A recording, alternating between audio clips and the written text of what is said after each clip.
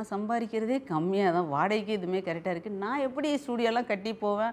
அம்மா என்ன ஏதாவது சொல்லிக்கிட்டே இருக்காங்க. அம்மா சொன்னாங்க, நான் செத்தாலும் பாரு, நீ உனக்காக ஒரு ஸ்டூடியோ கட்டி நீ இருப்ப அப்படின்னு சொல்லுவாங்க. அப்போல்லாம் நான் நம்பவே இல்லை. ஏன்னா அப்போ வந்து இவ்வளோ மாதிரியெல்லாம் ரேட்லாம் கிடையாது. ரொம்ப கம்மி ரேட்டில் தான் போவோம் ஒரு ஈவெண்ட்டுக்கு. தெரியும், இந்த ஃபீல்டில் அப்போ உள்ளவங்களுக்கு தெரியும். அதெல்லாம் நான் அந்த கனவாக அப்படியே இருந்துச்சு அதெல்லாம். இப்போ பார்த்தீங்கன்னா நான் சொந்த ஸ்டூடியோ வச்சுருக்கேன். அதுவும் தஞ்சாவூர்லேயே பிக்கஸ்ட் ஸ்டூடியோ என்னோடது தான். அதுக்கு மேலேயோடைய வீடை கட்டிட்டேன். அதுக்கு மேலேயே குடோனும் வச்சுருக்கேன். இதெல்லாம் நான் பெரிய அச்சுவாக தான் நினைக்கிறேன். ஆனால் அம்மா இல்லை இப்போ என்கிட்ட. எங்கள் அம்மா சொல்லிகிட்டே இருப்பாங்க, ஸ்டூடியோவில் நீ இருப்பா பாருன்னு.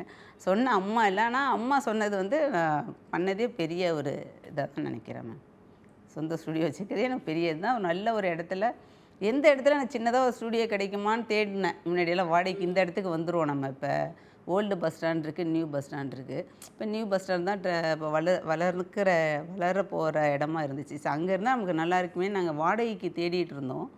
அந்த இடத்துல எனக்கு சொந்தமாக வாங்குகிற லெவலுக்கு நான் வந்து ஏர்ன் பண்ணி வச்சது எனக்கு பெரிய என்னோடய கனவு வந்து நினைவான. அப்பாடி நான் ஸ்டூடியோ போட்டப்பான்னு உட்காந்துட்டேன். நான் அதை பார்த்து பார்த்து வெளியிலே நின்று ரசிப்பேன் என் ஸ்டூடியோவே நான்.